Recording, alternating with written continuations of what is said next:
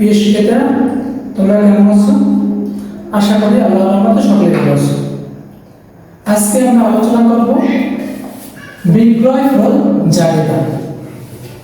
আমরা জানি যে বিক্রয় ফল জাবেদা প্রথমে তারিখ, তারপর বিবরণ, ক্রেডিট নন, সূত্র, বিক্রয় ফল ডেবিট, দেনাদার হিসাব ক্রেডিট। এই হলো আমাদের বিক্রয় ফল জাবেদার ঘর।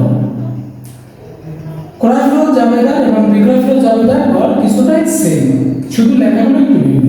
তাহলে আমরা আছি নবম দশম শ্রেণীর পাঠ্য বইয়ে 74 পৃষ্ঠার একটি কাজ আছে বিক্রয় ফল জাবেদা, ক্রয় ফল জাবেদা এবং বিক্রয় ফল জাবেদা। তা আমরা গত ক্লাসে ক্রয় ফল জাবেদা করছি, আজকে করব বিক্রয় ফল জাবেদা। আমরা জানি যে বিক্রয় ফল জাবেদা ক্রেডিট নোট নাম থাকবে, বিক্রয় ফল চিনতে হলে ক্রেডিট নোট নাম থাকবে। তাহলে আমরা ক্রেডিট নোট নাম যেটা আছে ওইটা করব। তাহলে আমরা লিখতে পারি 3 তারিখ রাতুল টেরাস হিসাব। লেখো 3 তারিখ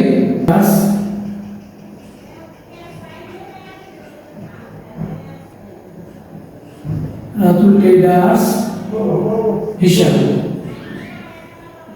রাতুল টেরাস হিসাব আসলে প্রতি প্যাকেট 250 টাকা ধরে রাতুল টেরাস হিসাব আছে। প্রতি প্যাকেট 250 টাকা থেকে 10 প্যাকেট গুঁড়ো দুধ, তা 250 গুণ দাও হলো 10 হলো 2500 উপরে দাও 3% কার্বনের 3% দিলে হয় 75 টাকা। 75 টাকা ওই 2500 থেকে 75 টাকা বাদ দাও, থাকে 2425 টাকা।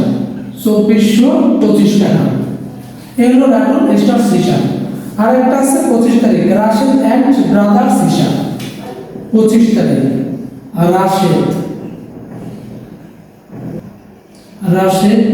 এন্ড ব্রাদার্স হিসাব।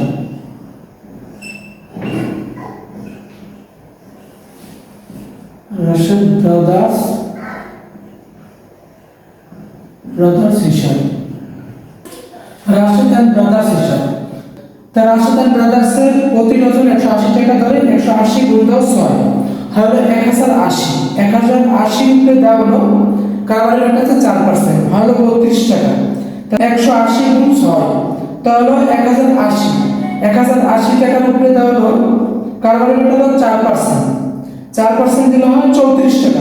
34 টাকা যদি বাদ দেই তাহলে হয় আমার 1036 টাকা। 1036 টাকা। এটা যোগ করলে হলো 3461 টাকা। 3461 টাকা।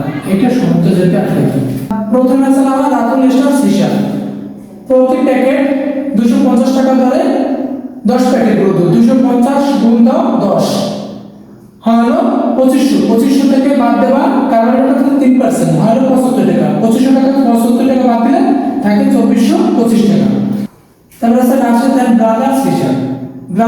প্রতি প্যাকেট 180 টাকা। 180 গুণ দাও 6 হলো 1080। 1080 এর উপরে দাও 4% হলো 44 টাকা। 44 টাকা এটা থেকে 44 টাকা বাদ দিলে তাহলে থাকে হলো 1036 টাকা।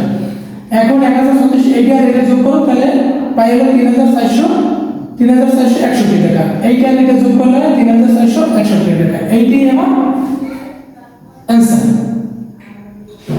দেখো আশা করি তোমরা অঙ্কটা পারবে।